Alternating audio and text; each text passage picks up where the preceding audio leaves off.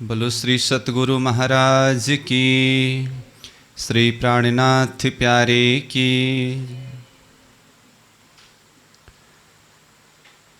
इत चार घड़ी लो बैठे, मेवा मिठाई आरोग के उठे।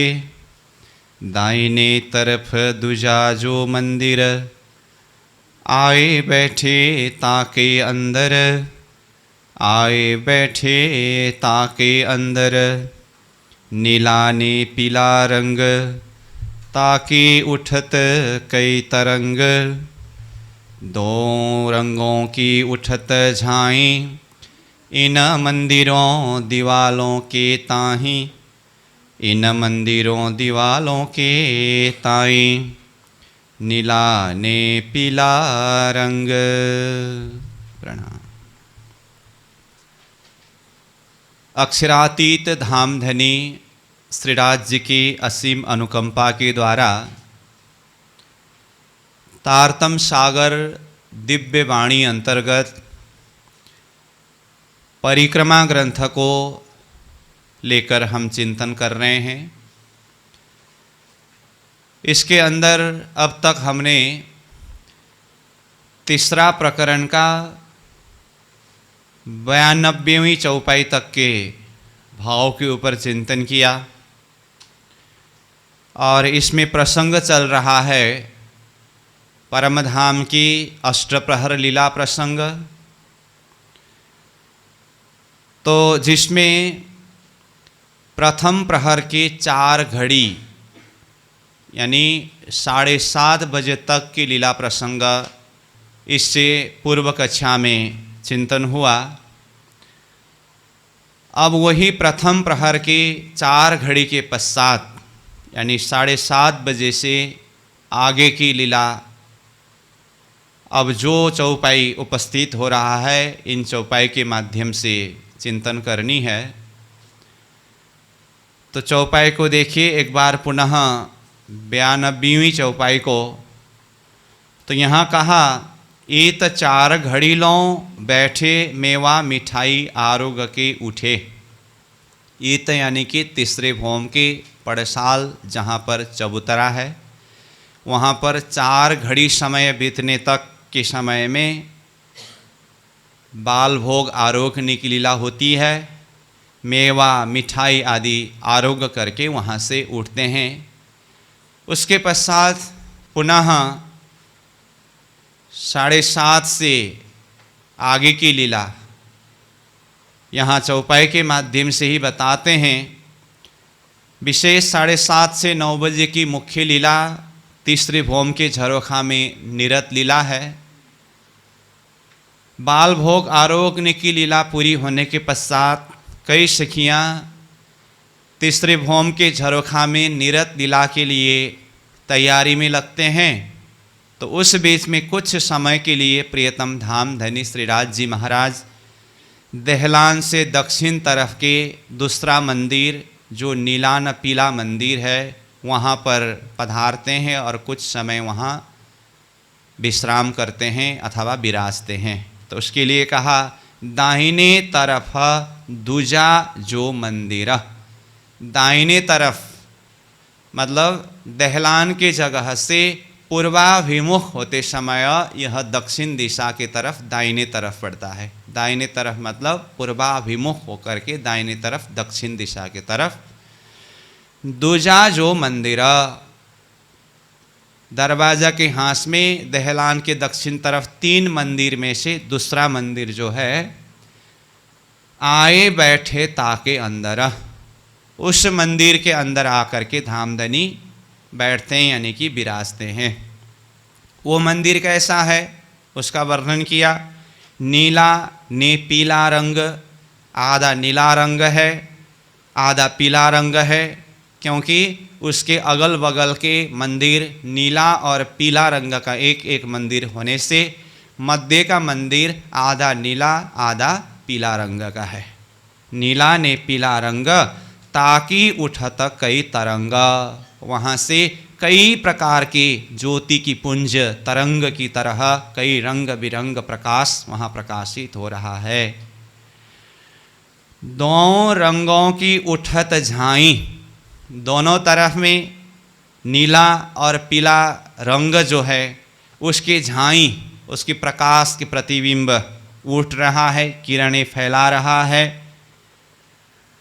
झाई शब्द से प्रकाश अर्थ को ही लेना है यहाँ। तो प्रकाश उठ रहा है, प्रकाशित हो रहा है।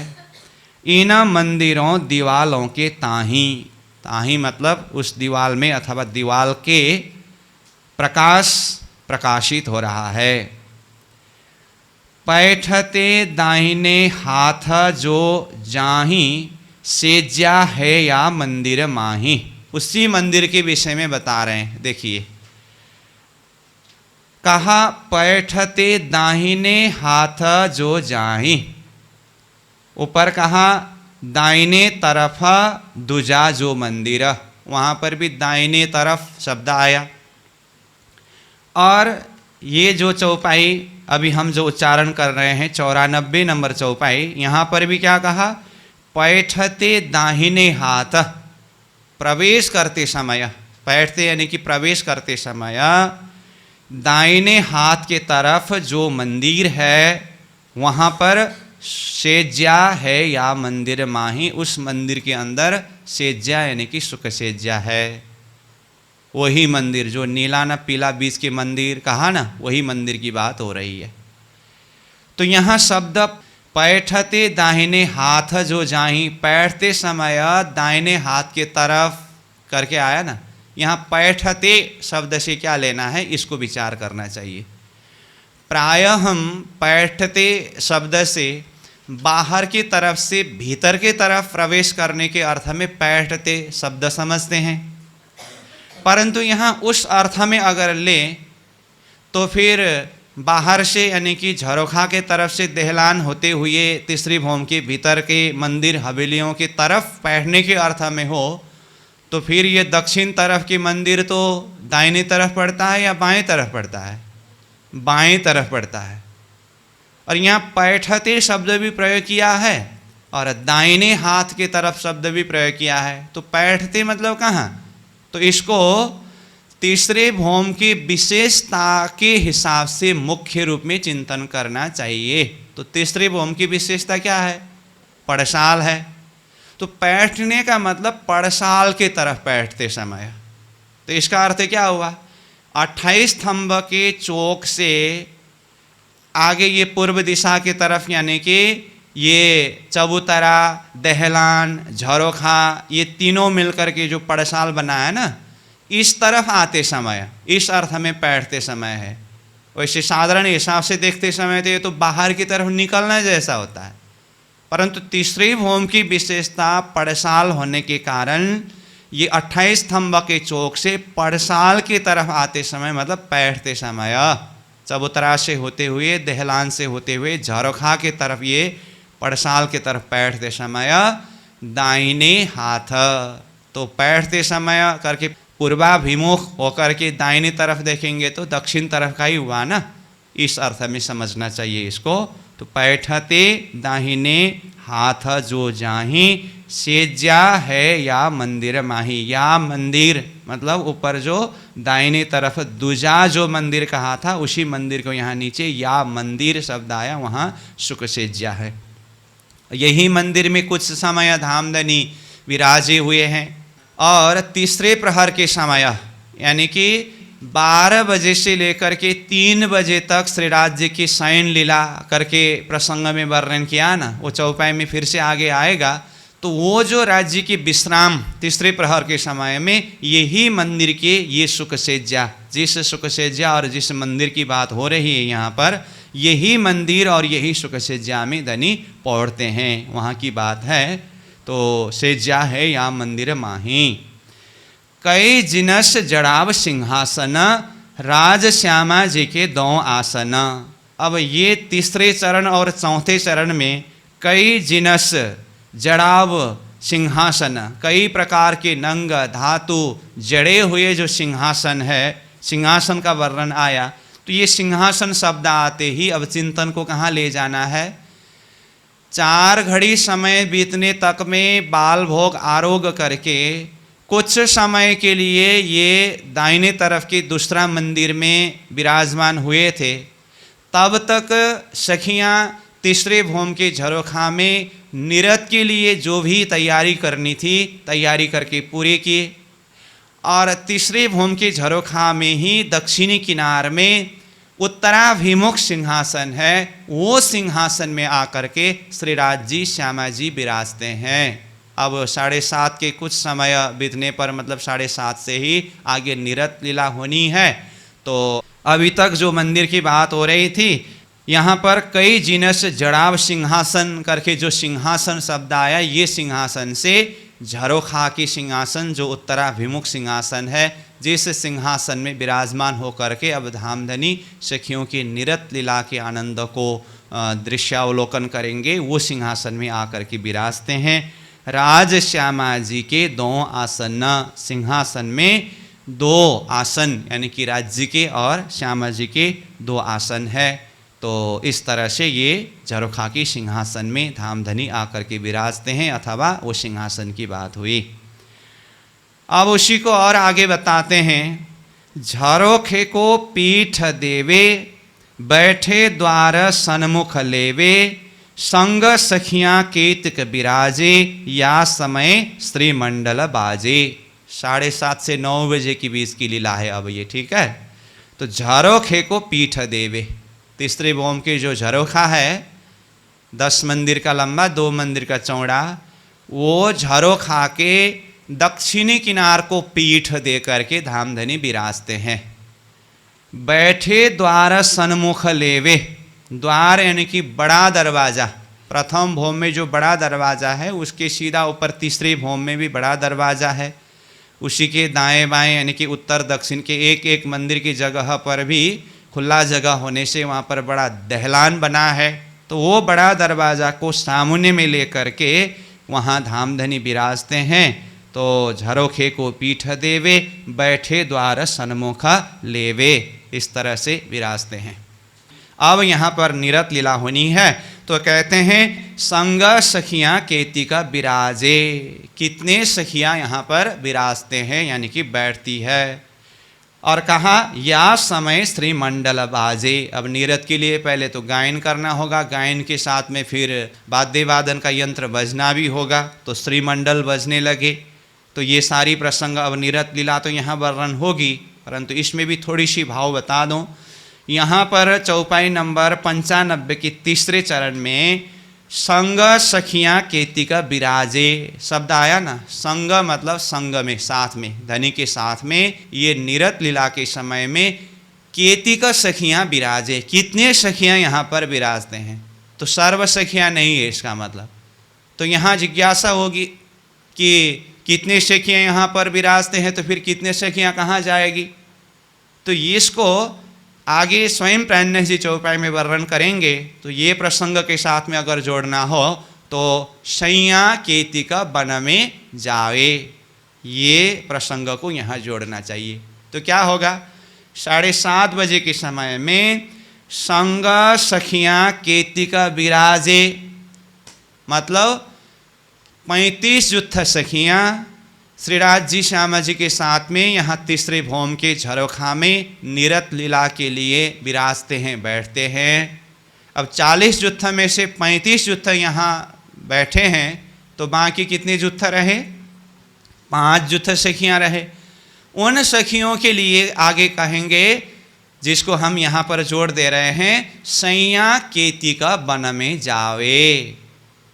तो वहाँ पर भी शब्द क्या आया, सैया केतिका शब्द आया। वहाँ पर जो केतिका शब्द आया है उसका अर्थ 5 युद्ध सखियाँ।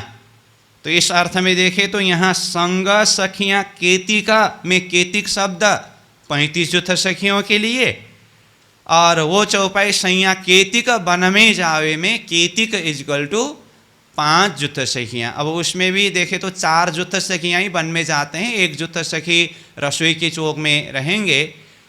तो फिर तीसरी भौम से बाहर निकलने की प्रसंग में पूरा 5 युद्ध सखी की बात होगी। तो 5 युद्ध सखियाँ बाहर जा कर के क्या क्या सेवा करते हैं, लीला करते हैं, वो चौपाई प्रसंग आने पर फिर चिंतन करेंगे ही। तो यहाँ थोड़ा सा उस प्रसंग को जोड़ने के लिए ये दोनों चौपाई के भाव को मैंने जोड़ दिया। तो संग सखियाँ कीर्ति के विराजे 35 युक्त सखियाँ यहाँ पर रह करके अब आगे यहाँ निरत लीला होती है। या समय श्री मंडल बाजे, श्री मंडल यानी कि बाजा का नाम है एक, वो बजने लगते हैं। नवरंग बाई जो बजावे, नवरंग बाई और निरत में भी कुशल है, साथ में बाजा बजाने के लिए ही उतने ही कुशल है। तो स्वयं नवरंग बाई श्रीमंडल बजा करके प्रारंभ करते हैं।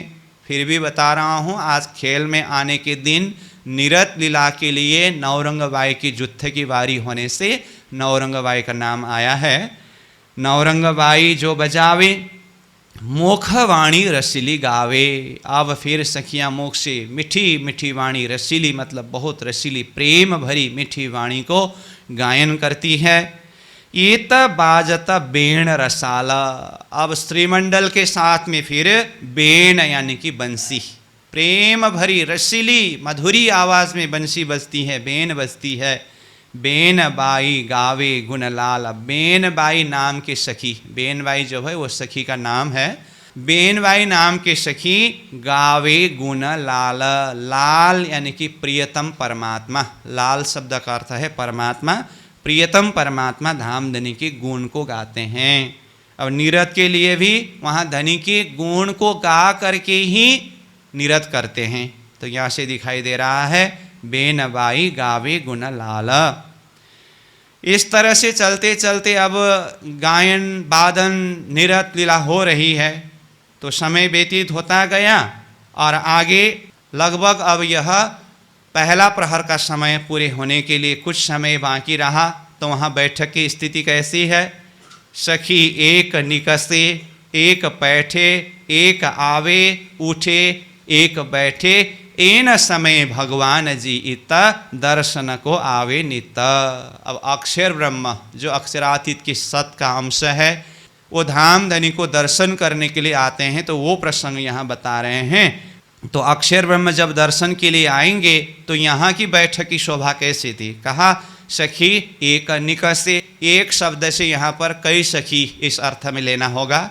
तो कई सखी वहाँ से निकल रहे हैं, एक बैठे, एक अथवा कई सखी वहाँ प्रवेश कर रहे हैं। एक आवे, कोई आ रहे हैं, कोई उठ रहे हैं, एक बैठे, कोई सखी वहाँ पर बैठ रहे हैं।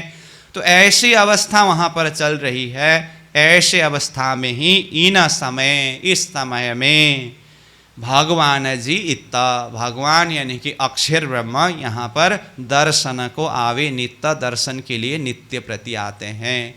तो ये एक निकसे, एक बैठे, एक आवे उठे, एक बैठे, बैठक की ऐसी स्थिति कब होगी? लगभग जब ये निरत लीला पूरी होने के समय जब होगा, उस समय में कोई उठने, कोई बैठने, कोई आना जाना, इस तरह की लीला होती है ना। तो इसीलिए अक्षर ब्रह्म के आने का समय लगभग 9 बजने के लिए 10 मिनट का जैसा समय करके इसी के आधार पर बताते हैं। निरत लीला पूरी भी नहीं हुई है, अब विशेष लीला अब पूरी होकर के लगभग अब पूरी होने के जैसे समय जब चल रहा था, ऐसे समय में अक्षर ब्रह्म दर्शन के लिए नित्य प्रति आते हैं। झरोखे सामी नजर करे, प्रणाम करके पीछे फिरे। तीसरे भौम के झरोखा के सामने में यानी कि झरोखा में अपनी नज़र से प्रियतम धाम धनी का दर्शन करते हैं अक्षर ब्रह्म। प्रणाम करके पीछे फिरे, प्रणाम करके फिर पीछे फिरे मतलब लौट करके वो अपने स्वधाम को पधारते हैं। ईता और न दूजा कोए, स्वरूप एक है लीला दोए। अब अक्षर ब्रह्म दर्शन के लिए आए तो ये दर्शन के लिए आने वाले जो स्वरूप है अक्षर ब्रह्मा, ये दूसरा स्वरूप नहीं है। ईता और न दूजा कोए, दूजा मतलब दूसरा, अक्षरातीत धाम धनी से दूसरा यानी कि अलग स्वरूप नहीं है। ईता और न दूजा कोए, तो कौन है ये?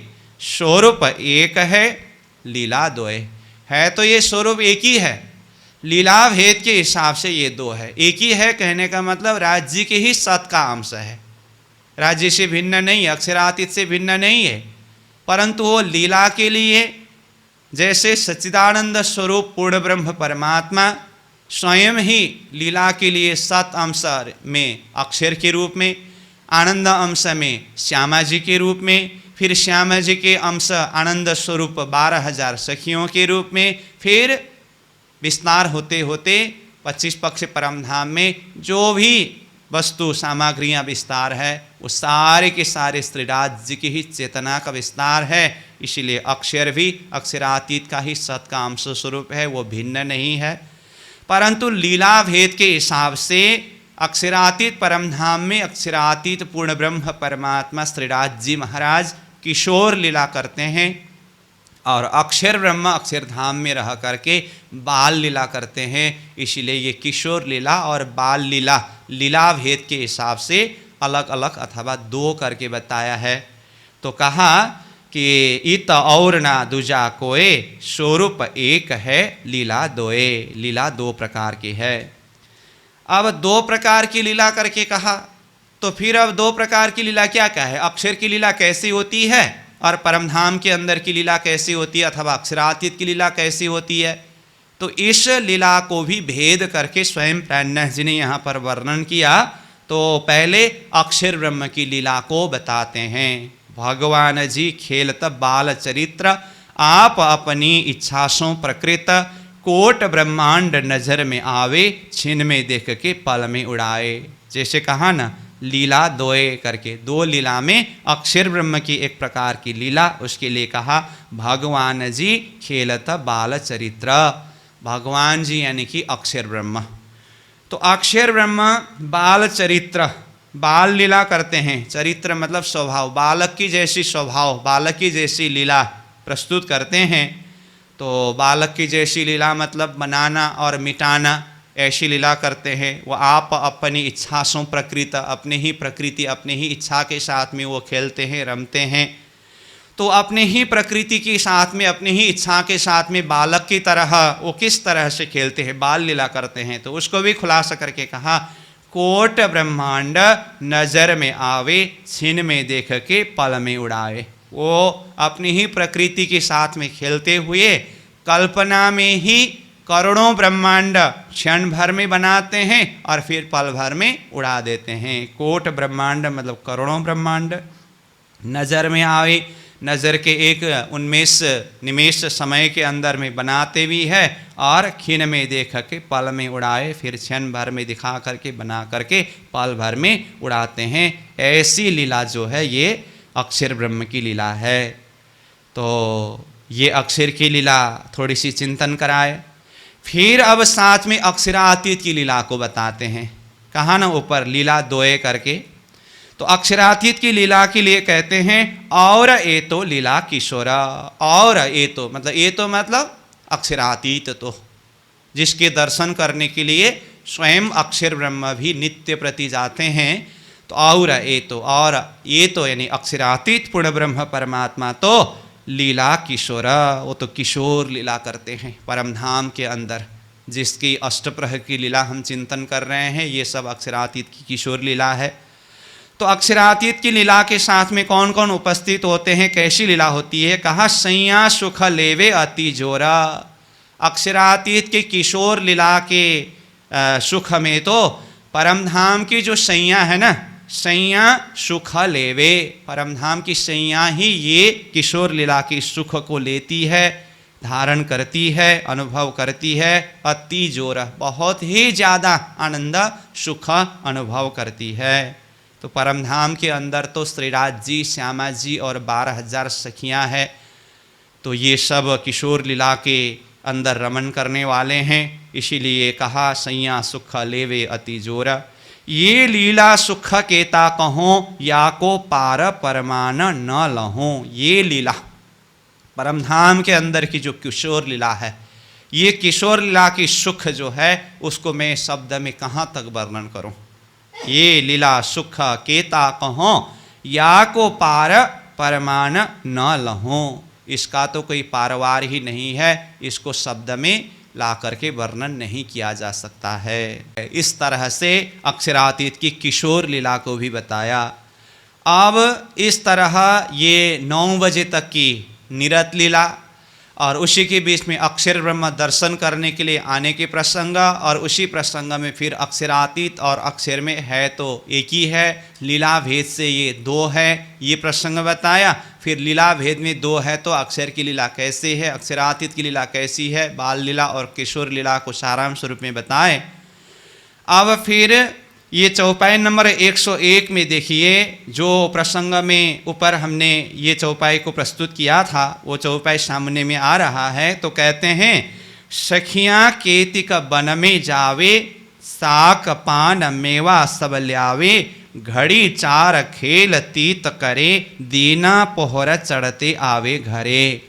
दाहिने तरफ दूजा जो मंदिर करके जहाँ से चौपाई प्रारंभ हुआ, यानी कि ये चौपाई नंबर 92 के तीसरे चरण से 7:30 बजे से आगे की लीला प्रसंग प्रारंभ किया, और ये एक प्रकार से 100 नंबर चौपाई तक में प्रथम प्रहर 9 बजे तक की लीला एक तरफ से वर्णन हुआ।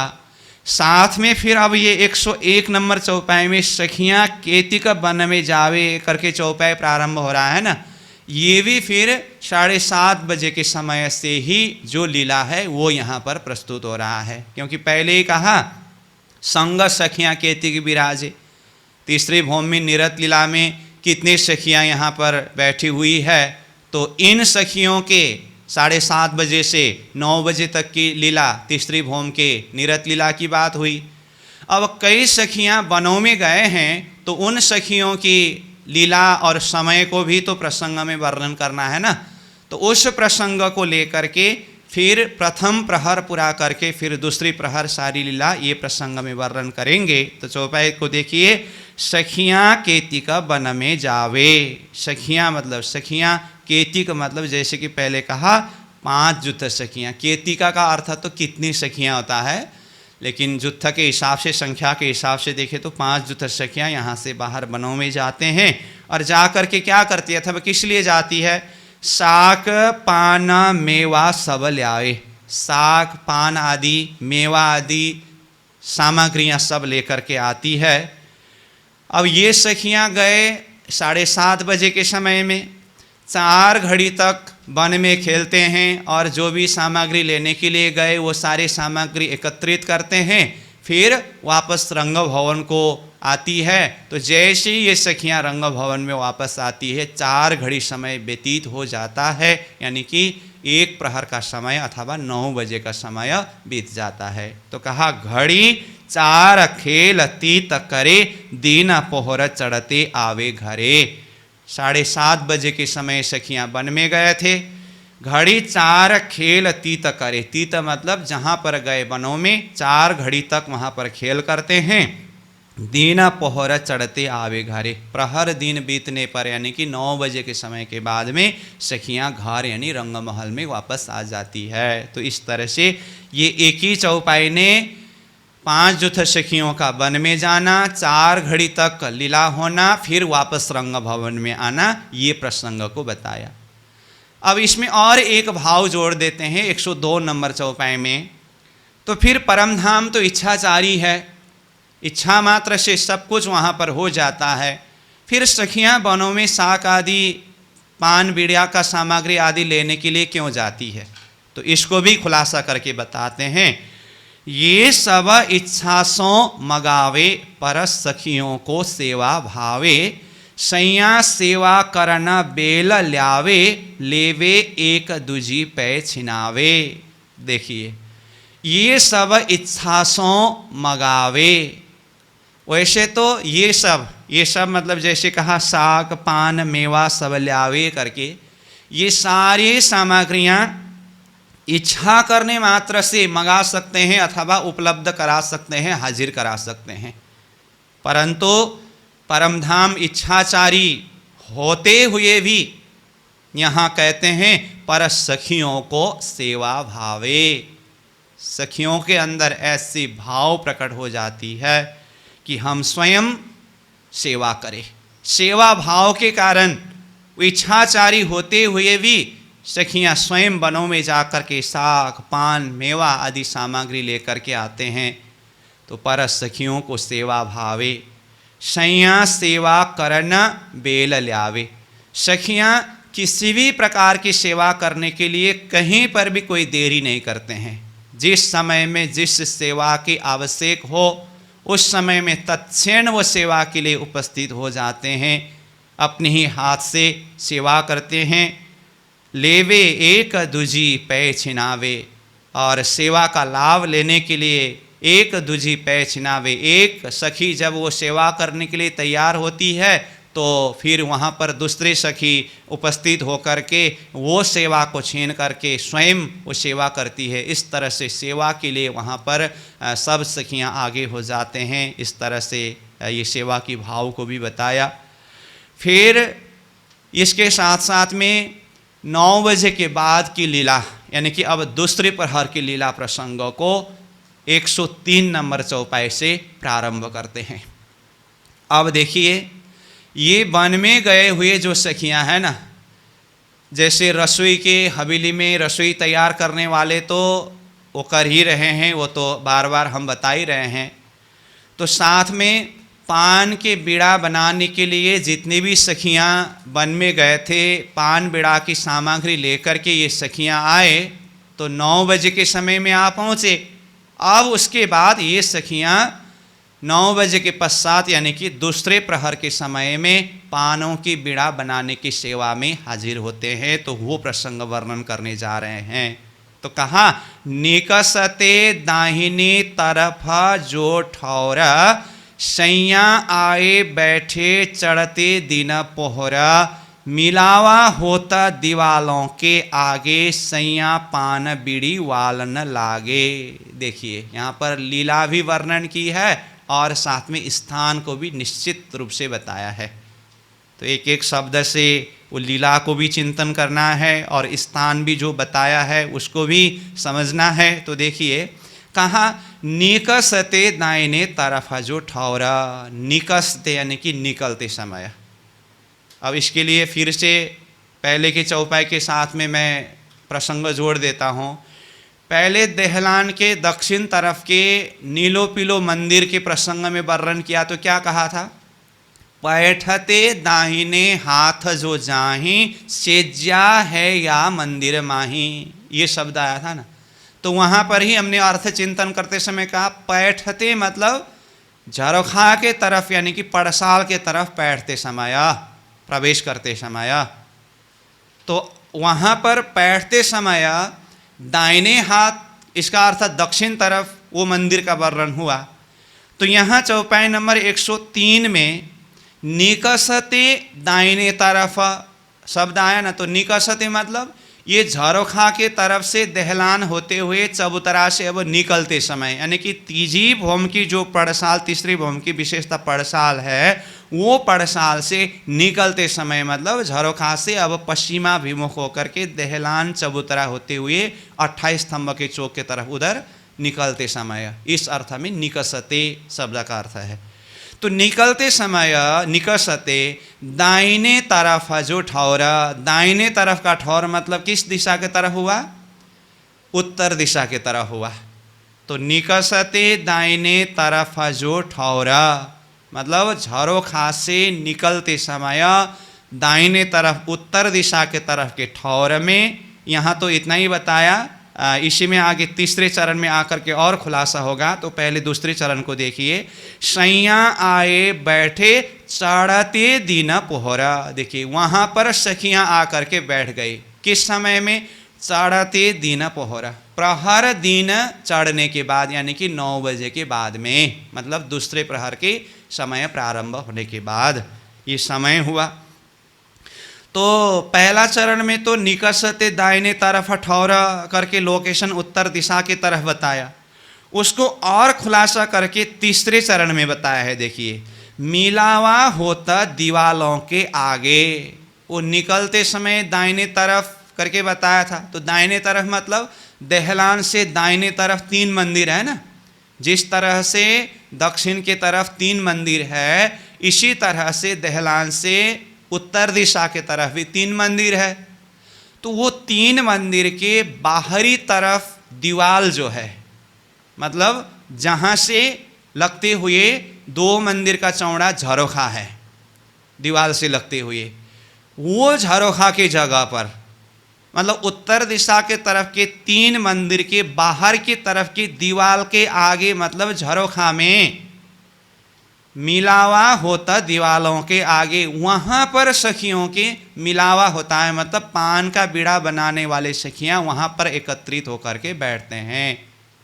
मतलब तीसरे भोम के झरोखा के उत्तरी किनार अथवा दहलान से उत्तर तरफ के 3 मंदिर के पूर्व तरफ यानी कि बाहर की तरफ की दीवार के सामने में वहाँ सखियाँ एकत्रित होती है।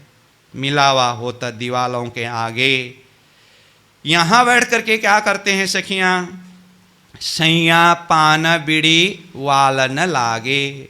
सैया यानी कि सखियाँ पान बीड़ी, पानों की बीड़ी वालन लागे। वालन मतलब बनाने लगे, मतलब लगे बनाने लगे 9 बजे के बाद में।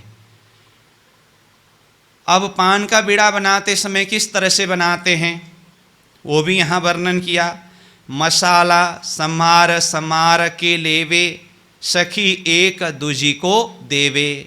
एक सखी पान का वो पत्ता तैयार करते हैं, दूसरे सखी उसमें कुछ मसाला भरते हैं। मसाला भी अब कई प्रकार के हैं, तो एक एक सखी एक एक मसाला लेकर के बैठते हैं। तो एक एक सखी जो जो मसाला अपने पास में रखा है उसको भरते हुए जाते हैं। इस तरह से सारी सखियाँ एक आपस में मिल मिल करके पानों की बीड़ी बनाते हैं। तो ये प्रसंगों को कहा मसाला संहार संहार के लेवे, सखी एक दूजी को देवे। एक दूजी को देते हुए सब सखियां मिल करके ऐसे पान की बीड़ा तैयार करते हैं। अब ये पान की बीड़ा बनाने की लीला कब तक चलती है? कहा 1.5 पोहर चढ़ते दिन बीड़ी वाली सैया सवना।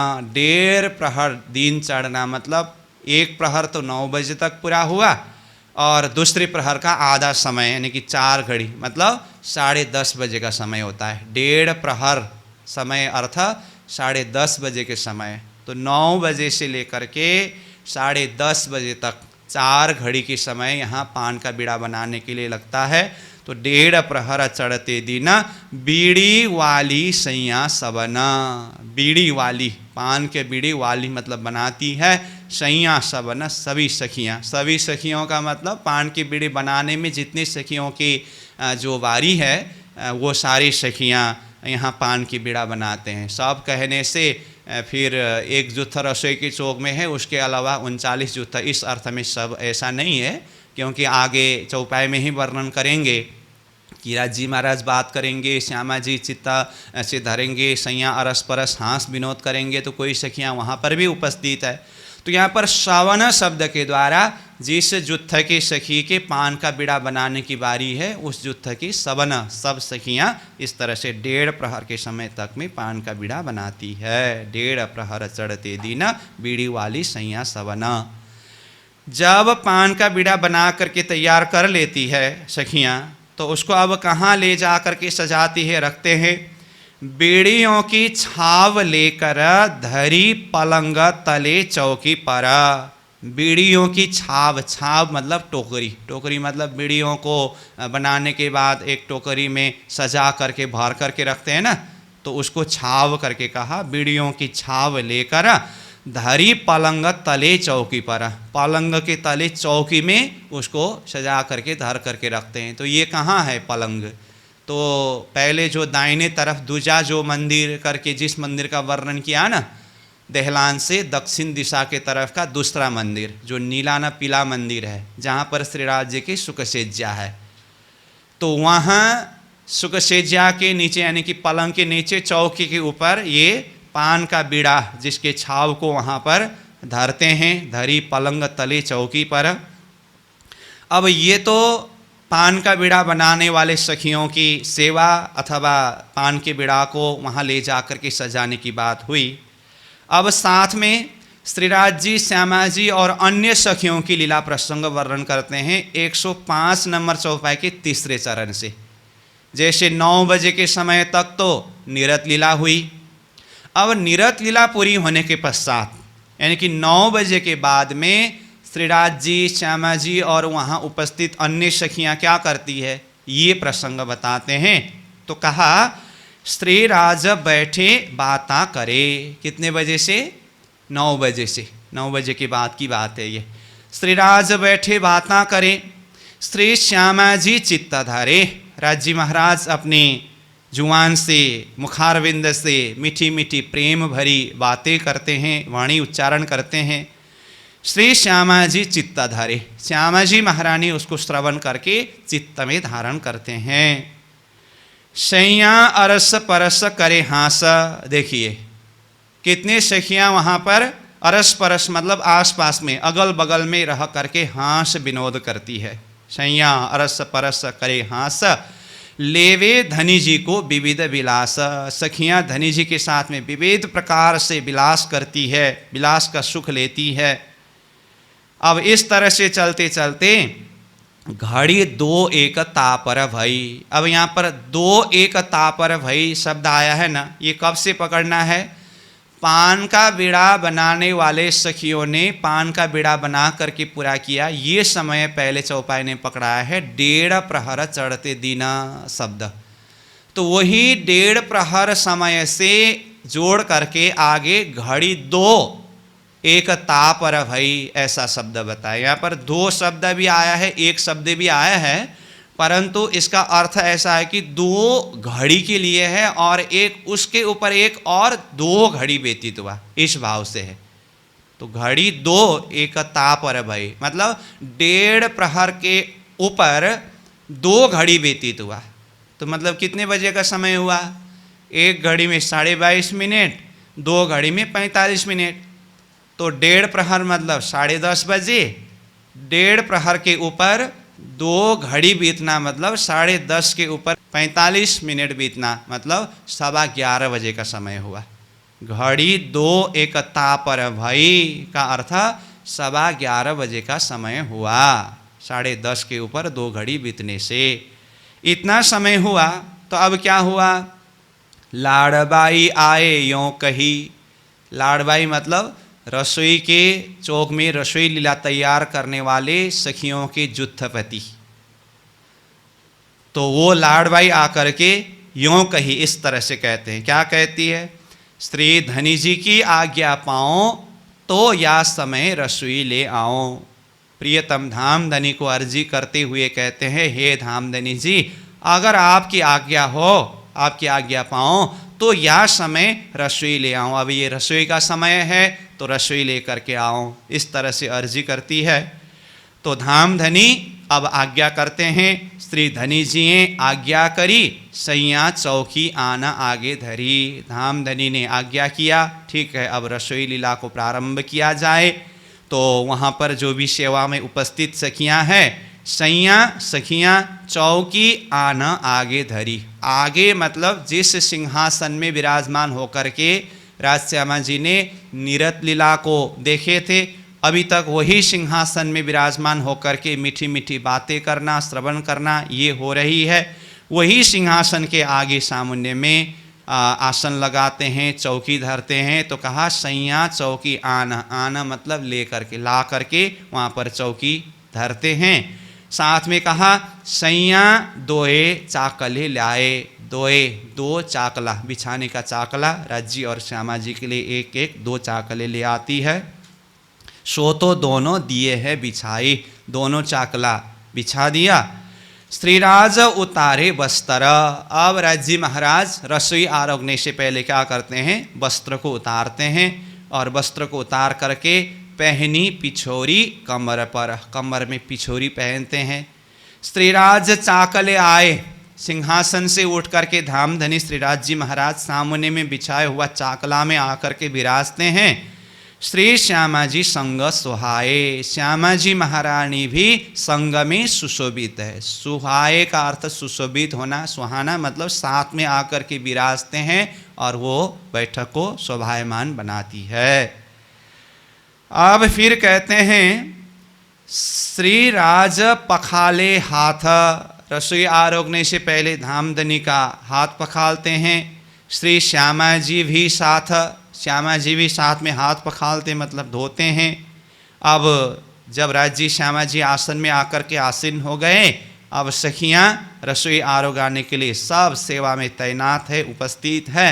तो कहा सैया दौड़ दौड़ के जावे आरोगण की वास्ता लावे। सखियां दौड़ दौड़ करके जावे मतलब जाते हैं। कहाँ जाते हैं?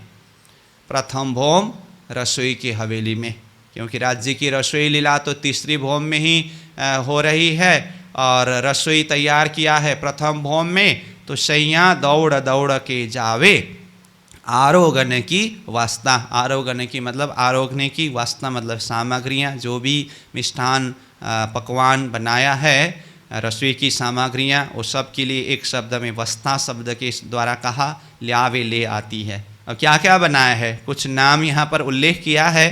मेवा, अन्न ने, साक, मिठाई, कई विध सामग्री ले आई। कई प्रकार की सामग्रियाँ हैं, जैसे मेवा है, अन्न है, साग है, मिठाई है, ऐसे कई प्रकार की सामग्रियाँ ले आती है। अब ले आते समय किस तरह से सखियाँ एक आपस में छीनते हुए धनी के पास तक पहुँचाते हैं, ये सुंदर आनंदमय लीला को भी यहाँ चिंतन कराया है। तो कहते हैं एक ले चली साक कटोरी, तापे छीन ले चली दूसरी, तीन थे झोंट ले चली तीसरी, चौथी वापे तेले दौड़ी। तो प्रथम भौम से तीसरी भौम तक राज्य के लिए रसोई के सामग्री ले जाते समय, शाक आदि मेवा मिष्ठान जो कुछ भी है वो ले जाते समय कैसे होती है? एक ले चली साक कटोरी। एक मतलब एक सखी ले चली साक कटोरी, कटोरी में साग को डाल करके लेकर के जाती है।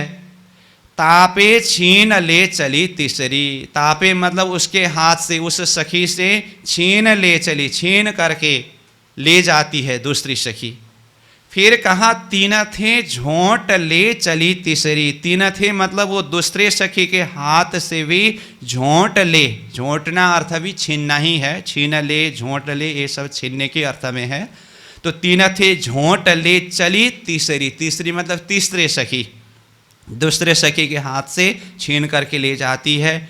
चौथी वापे तेले दौड़ी, फिर वो तीसरे सखी के हाथ से भी छीन करके चौथी सखी वो साग के कटोरी लेकर के जाती है। इस तरह से अलग अलग सखी अलग अलग प्रकार से एक आपस में छीनते हुए ले जाती है।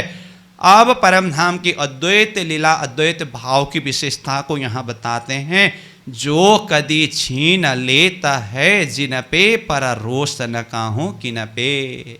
जो कोई भी एक आपस में छीन ले, जिसके भी हाथ से धनी के पास में वस्तु सामग्री मिष्ठान पहुँचा हो, तो वहाँ पर एक आपस में रोष यानी कि रीष द्वेष भाव कभी भी नहीं होता है। पर रोष न काहूँ किन पे, वो तो अद्वैतमय भूमि है।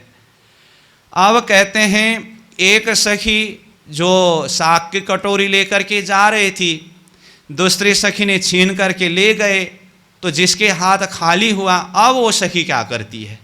तो कहते हैं इत थे जो फिर कर गैया, तीन और कटोरी जाए लैया।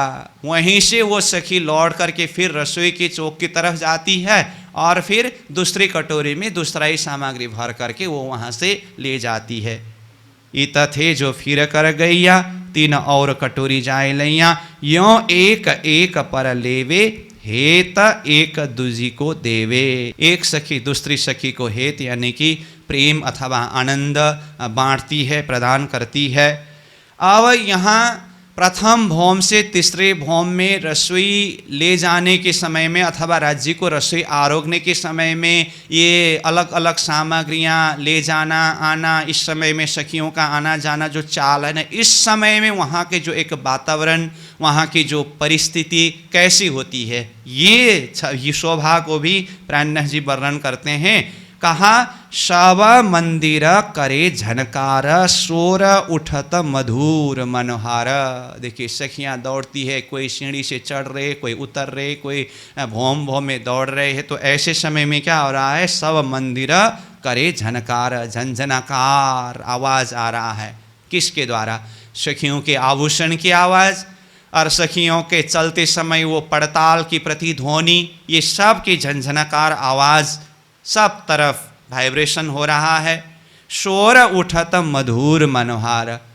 हालांकि वहाँ पर पूरा आवाज़ आ रहा है, इतने सारी सखियाँ चलते समय उनके आभूषणों की और वो पड़ताल की आवाज़ कितना गूंज रहा है, परंतु वहाँ के आवाज़ में भी ये विशेषता है कि मधुर आवाज़ है। मनोहार यानी कि मन को हरण करने वाले, मन को आनंद प्रदान करने वाले, मन को लुभाने वाले, ऐसे आनंद है।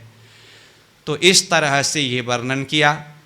फिर कहते हैं सैया दौड़त है साम सामी, शब्द रह्यो सब ठौरों जामी, कई शोर उठत भूषण, पड़ छंदे पड़े सोरती न। उसी को और विस्तार करके वर्णन किया। सैया दौड़त है साम सामी, सखियाँ एक आपस में आमने सामने में दौड़ती है, कोई आ रही है कोई जा रही है।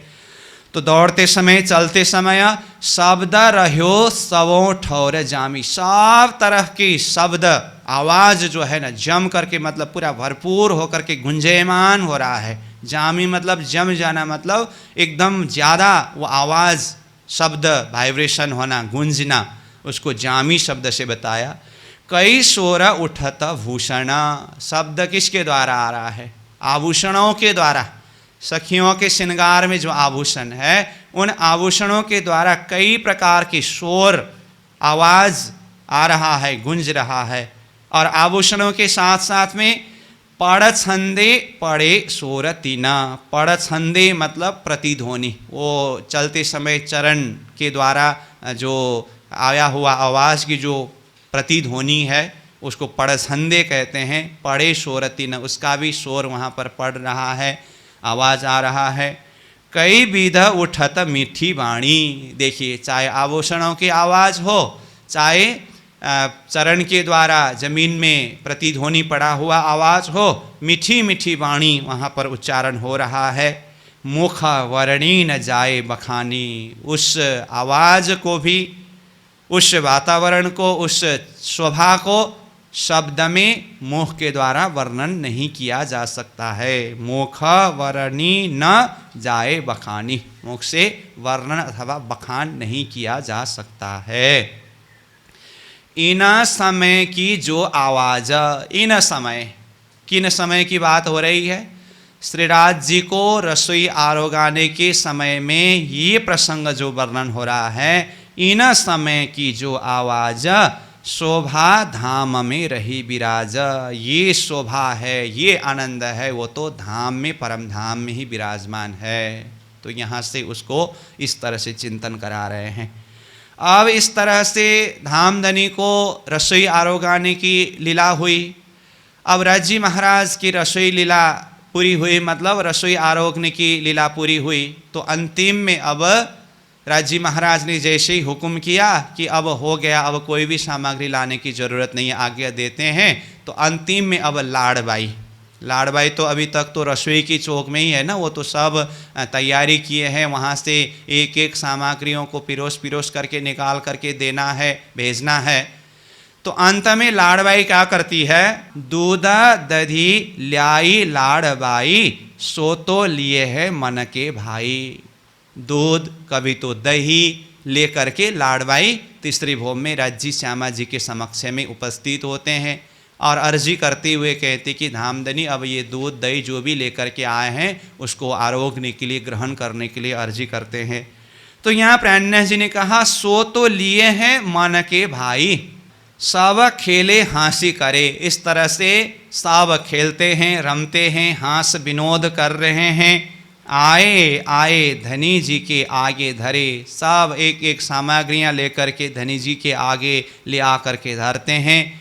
या समय दौड़त भूषण बाजे, फिर वही सामग्रियाँ ले आते जाते समय की शोभा को ही और सार रूप में वर्णन कर रहे हैं। तो कहा या समय दौड़त भूषण बाजे, सखियाँ उस समय में दौड़ते समय जो आभूषण बजते हैं, पाड़ छंदे भोम सब गाजे, उसकी जो प्रतिध्वनि सारे भोम में यानी कि रंगमहल में सब तरफ गाजे यानी कि गुंजयमान होता है। अब अंत में झारी लेकर चलू कराई, हाथ मुख रुमाल सो पुछाई। रसोई आरोगने की लीला पूरी होने के बाद झाड़ी में जल ला करके धामधनी को आचमन कराते हैं, चुल्लू कराते हैं, और फिर साथ में श्यामा जी को भी आचमन कराते हैं, चुल्लू कराते हैं। फिर रुमाल से हाथ को मुँह को पुछाते हैं, तो कहा मुख हाथ रुमाल सो पुछाए। श्री श्यामा जी चुल्लू करी, राज्य के साथ में श्यामा जी ने भी चुल्लू करी। दोए बीड़ी दो मुख में धरी, रसोई आरोग्य करके चुल्लू कराने के बाद फिर दोनों स्वरूप श्रीराज जी और श्यामा जी पान की बीड़ी मुख में धरते हैं। जो पहले ही सखियों ने बना करके सजा करके रखे हैं ना, तो वही फिर मुख में धरते हैं। दोए बीड़ी दो मुख में धरी, दो मुख मतलब राज्य श्यामा जी दोनों स्वरूप मुख में पान की बीड़ा को धरते हैं। श्रीराज उठ बैठे सिंहासन। अब रसोई लीला पूरी होने के बाद, श्रीराज जी श्यामा जी के रसोई लीला पूरी होने के बाद फिर वो चाकला में विराजे थे, वहाँ से उठ करके फिर सिंहासन में ही विराजते हैं। तो पहले जिस सिंहासन में विराजे थे फिर वहीं पर विराजते हैं। श्रीराज उठे बैठे सिंहासन, संग श्यामा जी उठे तत्क्षण। तत्क्षण उसी क्षण में श्यामा जी महारानी भी जिस आसन में विराज करके रसोई आरोगे थे वहाँ से उठ करके फिर सिंहासन में ही विराजते हैं। तो उसके बाद सखियाँ फिर क्या करती है, दोए आसन जोड़े आए, सैया चौकी चाकले उठाए। सखियाँ वो चाकला चौकी जो भी राज्य की रसोई आरोगाने के लिए वहाँ पर सजाया था धराया था उसको उठा देते हैं।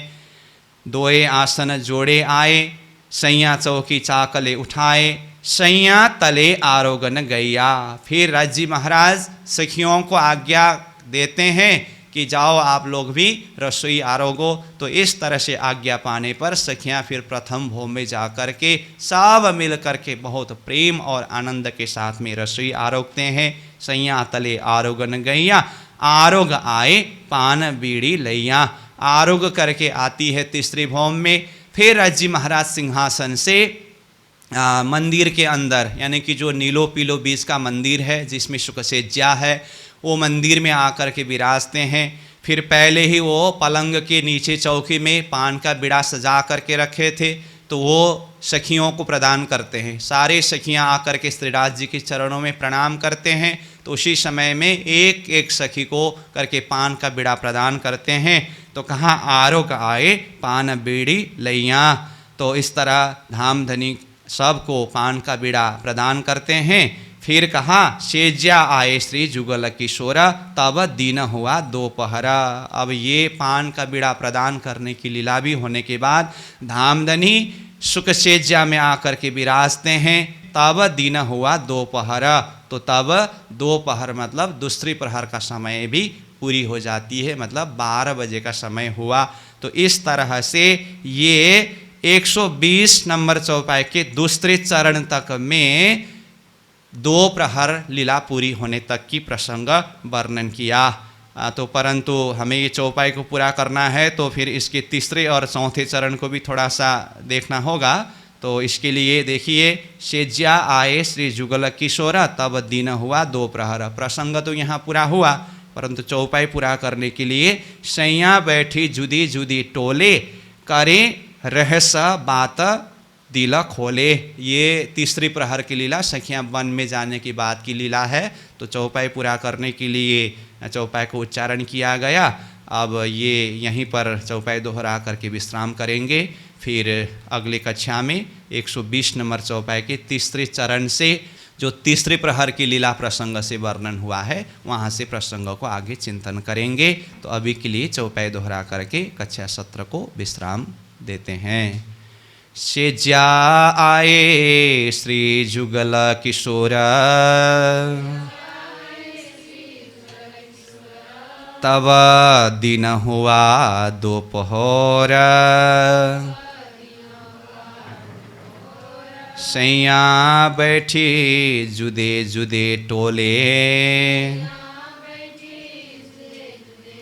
करे रहस बातें दिल खोले, करे रहस बातें दिल खोले। बोलो श्री प्राणनाथ प्यारे की। प्रणाम।